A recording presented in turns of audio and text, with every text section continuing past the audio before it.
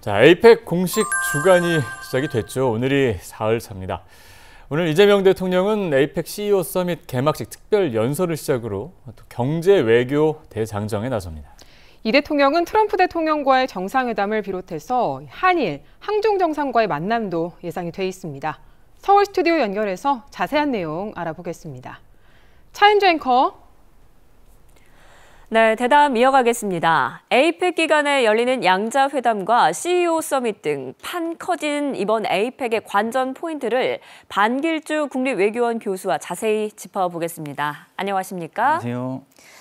네, 오늘입니다. 에이펙 정상회의가 사실상 오늘부터 본격적으로 분위기가 달아오르고 있습니다. 오늘 오후 이제 트럼프 대통령과의 한미 정상회담을 시작으로 정상외교 슈퍼위크 시작이 되는데 먼저 주요 일정부터 짚어주실까요? 먼저 에이펙은 역내 이제 최대 규모의 다자 무대죠. 그럼 다자 무대이지만 다자 무대의 규모가 큰 만큼 주요 정상들이 많이 찼습니다. 그래서 양자회담도 굉장히 많은데요. 우리나라 입장에서는 한미 정상회담, 오늘 이제 오후에 계획되는 한미 정상회담이 굉장히 중요할 것이고, 그리고 내일 예정되어 있는 미중 정상회담이 전 세계 사실은 주목을 받고 있어요. 미중 경쟁이 굉장히 심한 상황에서 이게 어떻게 풀어나가는 단초가 될 수 있을지 주목이 되고 있고, 그리고 시진핑 주석이 11년 만에 우리나라를 이제 찾는데, 그래서 한중 정상회담도 굉장히 주목되고 있고요. 그리고 다카이치 내각이 새로 출범을 해서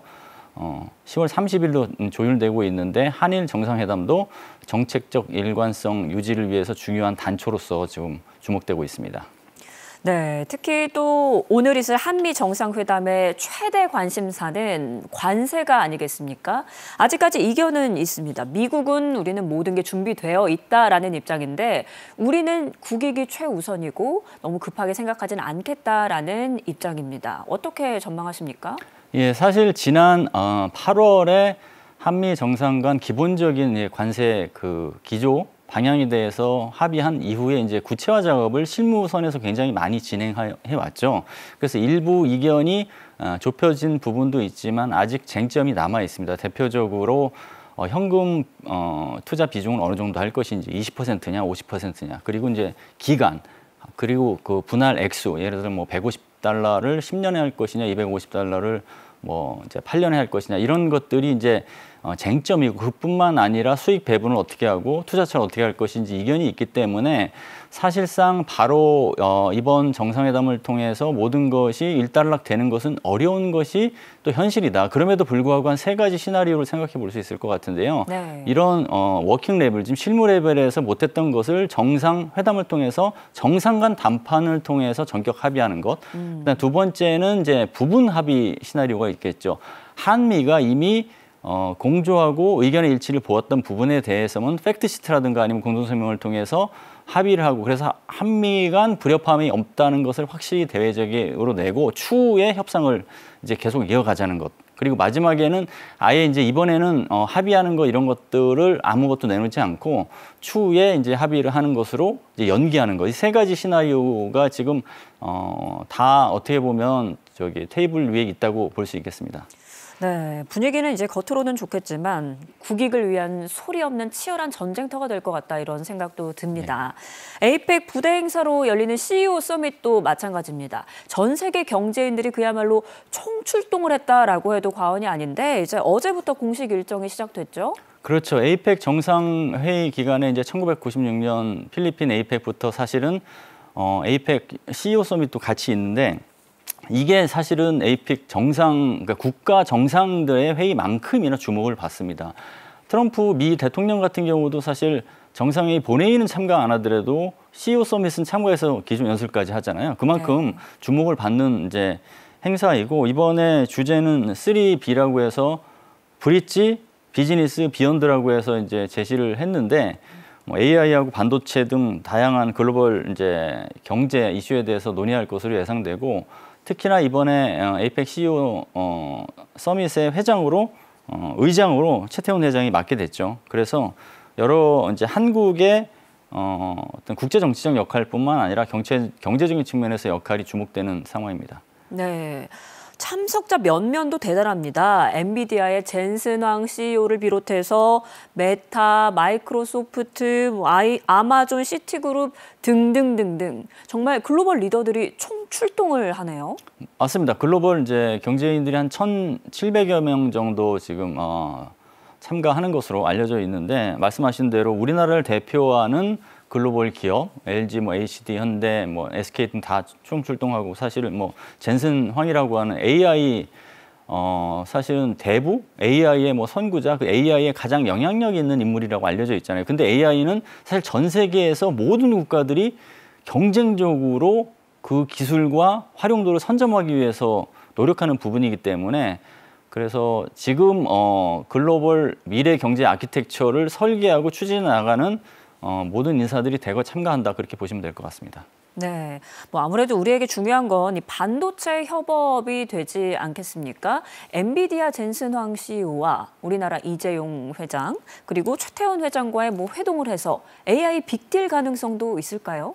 우리나라 글로벌 기업 입장에서도 젠슨 황 비롯해서 많은 경제 거물이 오기 때문에 이 기회를 이용해서 어떤 식으로든 기업 간 합의 혹은 빅딜 이런 것들을 하기에는 굉장히 좋은 기회죠. 이거를 이제 놓치지 않을 거라고 보고요. 그래서 나름의 성과를 이어갈 것이라고 보고 대표적으로 경주에서 CEO 서밋 한 이후에 이재용 회장과 정의성 회장 그다음에 젠슨 황이 별도로 모여서 서울에서 또 회의도 하기로 했어요. 협력도 하기로 했기 때문에 이런 일련의 어떤 그 움직임과 회동이 굉장히 많을 것이라고 봅니다. 네, 그럼 빅딜 가능성도 기대해 볼 수 있겠다라고 기대를 해봐도 되겠네요. 뿐만 아니라 CEO 서밋 개막식 특별 연사로 이재명 대통령 그리고 트럼프 대통령도 나서는데 어떤 메시지를 내놓게 되겠습니까? 우선 트럼프 대통령이 어떤 메시지를 내놓을지는 유엔 총회 연설이 어느 정도 가늠자가 될 것 같아요. 유엔 총회 연설에서는 사실은 대표적으로 다자 모델을 싫어하기 때문에 유엔 때리기를 굉장히 심하게 하고 플러스해서 치적 내세우기를 많이 했거든요. 근데 에이펙 이번에 정상회의에서는 유엔 때리기처럼 에이펙 때리기는 하지 않겠지만 치적을 강조하는 어떤 그런 메시지. 특히나 이제 9개월 집권하면서 8개의 전쟁을 마무리했다라고 하면서 노벨 평화상 이런 강조하는 얘기를 굉장히 많이 했는데 비슷한 얘기를 할 가능성 높고 그다음에 한반도에서 사실은 한반도 긴장을 완화의 역할을 하면 노벨 평화상의 마지막 퍼즐이 되기도 하기 때문에 그런 걸 강조할 가능성도 있고요. 또 에이펙의 이제 성격을 고려해서 에이펙이 다자 무대이면서 또 자유무역을 지향하는데 트럼프 2기 행정부에서 전 세계를 대상으로 관세 협상을 하면서 보호무역 기조가 있기 때문에 그것을 왜 그게 필요한지를 설명하는 정당성을 밝히는 그런 목소리를 낼 가능성이 높다고 봅니다. 그리고 이재명 대통령은 우선 에이펙 정상회의의 호스트잖아요. 네. 호스트이기 때문에 자유무역을 강조하고 그게 이제 그 유사입장국이든 비유사입장국이든 벽을 넘어서 같이 협력할 분야를 강조하는 식으로 목소리를 낼 가능성이 높습니다. 그게 대표적으로 지금 제시한 게 AI하고 인구 문제인데 그뿐만 아니라 디지털 전환, 포용적 성장 이런 것들이 다 아우러져서 목소리를 낼 가능성이 높고 특히나 이제 이런 목소리 중에 현 정부에서 글로벌 책임 강국을 지향하기 때문에 그 글로벌 책임 강국으로서의 역할과 연결시켜서 메시지를 낼 것이라 봅니다. 네, 알겠습니다. 지켜보도록 하고요. 또 하나의 큰 이벤트는 한중 정상회담입니다. 시진핑 주석이 11년 만에 방한을 하게 되는데 자, 어떤 점 관심 있게 보고 계십니까? 우선 이제 다자적인 측면과 양자적인 측면 두 가지로 나눠서 봐야 될 것 같은데요. 예. 다자적인 측면에서 본다면 시진핑 주석은 사실은 내년 에이펙 정상회의의 호스트가 돼요. 네. 그러니까 인계 인수하는 측면에서의 에이펙의 어떤 중요성, 에이펙의 갈 길 이런 것들을 같이 이야기하는 게 자연스러울 것 같고요. 그리고 양자적인 측면에서는 한중 협력을 이제 강화하기 위한 어떤 노력을 지금 최근 들어서 여건 조성을 많이 해왔는데 그런 차원에서 문화교류, 인적교류 이거에 대해서 이제 논의를 좀 할 것으로 보고요. 물론 거기 이제 기후도 포함됩니다. 이제 기후, 인적교류, 문화교류는 사실은 협력하기 좀 쉬운 의제거든요. 그러니까 안보 의제라든가 상위 정치 의제 이런 것부터 얘기하기에는 쉽지가 않기 때문에 동맹도 아니고 이런 거 고려했을 때 지정학적 이웃이면서 경제 협력을 해야 될 대상이기도 하기 때문에 그 정도 어떤 논의부터 시작하는 게 괜찮기 때문에 그 이제는 이제 중요하다고 보고요. 그리고 좀 오랫동안 지속돼 왔던 한한령 해제, 한한령이 아직까지도 남아 있기 때문에 이게 해제가 되면 한중 협력의 또 다른 발판을 마련할 수 있기 때문에 그게 이제 주목되는 부분이기도 하고요. 그리고 중국이 최근 들어 북한의 핵 보유국 지위 혹은 미사일 발사, 핵 관련 그 위협에 대해서 과거와 달리 약간 묵인하려고 하는 그 태세가 전환되는 게 있거든요. 그래서 북핵 공조에 대해서도 우리나라 입장에서는 안보 차원에서 챙겨야 될 거기 때문에 이제 그게 이슈가 될 수 있고, 그리고 중국이 최근 서해 한중 잠정 조치 수역에서 보이고 있는 서해 공정 우려 이런 것들에 대해서도 한국에서는 문제 제기할 사안이기 때문에 의제로 올라갈 거로 봅니다. 네, 지금까지 한미일 삼각 공조에 우리가 무게를 두고 있었는데 중국으로 지평을 넓히는 어떠한 모멘텀이 될지 한번 지켜보도록 하고요. 또 확정된 일정 외에 전 세계가 주목하고 있는 이벤트 중 하나, 북미 회담 과연 열릴 것인가? 트럼프 대통령과 김정은 위원장이 갑작스러운 만남을 가질 것인가? 이 부분 어떻게 전망하십니까? 우선 이제 어제 트럼프 대통령이 김정은 위원장을 만나고 싶다고 계속 이야기하면서 김정은의 어떤 몸값, 김정은을 주목하는 전 세계의 어떤 상황이 굉장히 극하게 이제 정점에 다른 상황에서 북한이 함대지 전략 순항 미사일을 발사했어요. 어떤 의도입니까? 그러니까 그 얘기는 결국은 그 만남보다는 핵 보유국의 지위를 탄탄하게 하는 길을 택하겠다. 그리고 최선희 외무상을 러시아에 보내서 푸틴을 만나게 했잖아요. 러시아를 전폭적으로 지원하는 전략적 기조를 이어가겠다라고 한 거예요. 근데 이런 만날 거면은 우리 핵 보유국으로 지위를 인정해달라 뭐 이런 그렇죠. 그런 전제 조건을 단 상태에서 회담이 아니라 회동 성격으로 될 가능성이 높죠. 근데 그렇게 되면 원래 회동은 단순하게 친분 외교를 과시하는 차원에서 만날 가능성이 높은 건데, 근데 그 가능성마저도 사실은 김정은 위원장은 크게 생각하지 않았던 것 같은데 트럼프 대통령이 요구가 굉장히 강하니까 이제 다시 한번 고민하는 수준, 그래서 공을 받았으니 어떻게 할까 고민하는 수준까지로 회동에 대해서 약간 긍정적으로 검토하는 그런 측면도 있게끔 지금 상황이 조성된 것 같아요. 그래서 좀 두고 봐야 될 것 같은데 30시간 판무점 회동이라는 그런 공식이 이번에도 작동될 가능성을 전혀 배제할 수는 없다, 그렇게 보겠습니다. 좀 가능성이 있다라고 예상을 해주셨고요. 그렇다면 우리는 이제 페이스메이커로서 어떤 역할을 해야 하는가, 이 부분도 또 고민을 해야 될 지점인 것 같습니다. 또 우리나라와 주요국 정상 만남도 물론 중요하지만 전 세계의 이목은 미중 정상회담으로 쏠려 있는 것 같습니다. 전 세계를 뒤흔든 무역 전쟁, 이번에 과연 종지부를 찍을 수 있을까요? 그렇죠. 미국이 전 세계를 대상으로 사실은 관세 어떤 담판을 벌이면서 중국에서는 좀 유약한 모습을 보이는 게 아니냐라는 우려가 있었고, 중국이 또 트럼프 행정부를 상대로 굉장히 나름의 그 어떤 공식을 갖고 공세적으로 대응하다 보니까 미중 어떤 그 충돌 양상, 경쟁 양상이 굉장히 치열해졌거든요. 그래서 지금 에이펙 계기의 미중 정상회담이 강대국 정치를 완화하고 신냉전 기류를 좀 약화시키는 단초가 되지 않을까라고 전 세계가 주목을 하고 있고, 그래서 무역 프레임워크라고 해서 중국의 히토류 수출 통제를 이제 일단 1년간 유예하고 미국은 중국에 대한 추가 관세를 일단 철회하는 식으로 해서 일시 봉합, 휴전을 하겠다라고 한 것 자체가 우선 신냉전 기제를 약화시키는 단초가 될 수 있기 때문에 이 부분에 대해서는 이제 전 세계에서 최종 결론이 어떻게 날지 보고 있는 상태고요. 다만 이거는 이제 휴전이지 종전이 아니기 때문에, 무역 전쟁에서의 종전이 아니기 때문에 트럼프 대통령은 2026년에 중국에 가서 정식 정상회담을 통해서 나머지 후속 과제를 다 타결하겠다, 이런 생각을 갖고 있기 때문에 지금은 그 정도 수준에서의 어떤 그 성과를 기대하는 것 같습니다.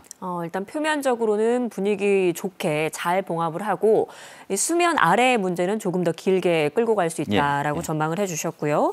또 첫 한일 정상회담, 우리 다카이치 사나이 일본 총리와 처음으로 만나게 되는데 다카이치 총리는 워낙 강경 보수로 알려져 있습니다. 뭐 아베 전 총리가 멘토다, 리틀 아베 총리다, 뭐 이런 이야기도 나오고 있는데 분위기가 어떨까요? 우리 셔틀 외교가 쭉 이어갈 수 있겠습니까? 우선 이번 한일 정상회담의 이제 뭐 가장 기본적인 목표는 셔틀 외교 재개에 대한 재신임이죠, 사실은. 정책적 연속성을 유지하는 거. 그런데 다카이치 총리가 사실 이제 그 자민당 총재가 되고 총리 가능성이 막 있는 상태에서 행보가 좀 달라진 지점이 좀 보이긴 해요. 한국에 대해서 뭐 김을 뭐 좋아한다, 한국 그런 얘기도 하면서 또 야시쿠니 신사참배도 직접 가지 않고 공물로다가 이제 대신 복납하는 식으로 약간 수위를 낮췄단 말이죠. 그거는 한국과 일본의 협력의 중요성을 인식한 나름대로의 조치이기 때문에 한일 협력과 한미일 협력을 계속 가져가기 위해서라도 총리로서의 행동과 총리가 아닐 때의 행동을 구분하겠다. 그 얘기는 이번 한일 정상회담에서 셔틀 외교든 아니면 한미일 협력이든 지속 추진하고자 하는 동력을 마련하는데 역할을 하겠다라는 의지를 갖고 있는 것 같아요. 다만 그래도 이제 말씀하신 대로 강경 보수, 좀 우경화할 수 있는 연정이기 때문에 이 뇌관 관리는 사실은 계속 돼야 되는 거겠죠. 네, 알겠습니다. 또 이재명 대통령이 이 밖에도 주요 파트너국 정상들과 양장 회담을 가질 텐데요. 이번 에이펙을 계기로 국익 중심 실용 외교의 중요한 시험대가 될 거다라는 전망이 많습니다. 어떻게 전망하세요? 이번 에이펙 정상회의가 어떠한 상황에서 지금 열리고 있는지를 따져봐야 될 것 같아요. 우리나라는 이제 과거와 달리 약소국도 아니고 이제 선진 강국의 지위를 갖고 있는 상태예요.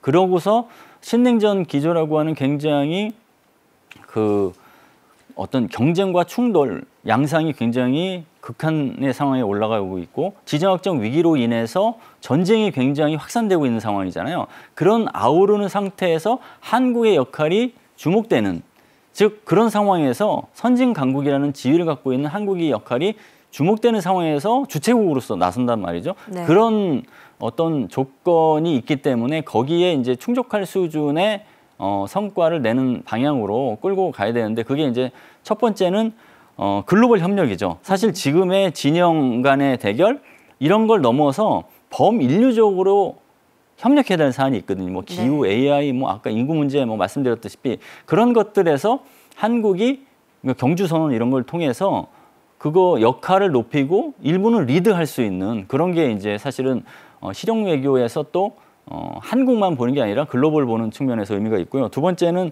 플랫폼 주도 외교라고 저는 이제 규정을 하는데 에이펙이라는 계기에 미국의 정상과 중국의 정상이 만나서 강대국 어떤 그 치열한 충돌, 경쟁을 완화시키는 그 기제를 작성을 하면 사실은 국제적으로나 지역적으로나 안정을 추동하는데 좋은 이제 단초가 될 수 있기 때문에 그런 게 있고 마지막으로 이제 말씀하신 대로 국익 중심 실용 외교의 어떤 구체화된 모습을 현시할 수 있는 기회이기도 하잖아요. 그래서 그게 한국이 이제 전 세계 외교가 만들어진 상황에서 따라가는 추종 외교가 아니라 주도 외교를 한다라는 그 전환의 모습을 보여주는 그런 계기가 될 거라고 봅니다. 네, 알겠습니다. 오늘 이야기는 여기까지 듣겠습니다. 지금까지 반길주 국립외교원 교수와 함께 이야기 나눴습니다. 교수님, 오늘 말씀 고맙습니다. 네, 감사합니다.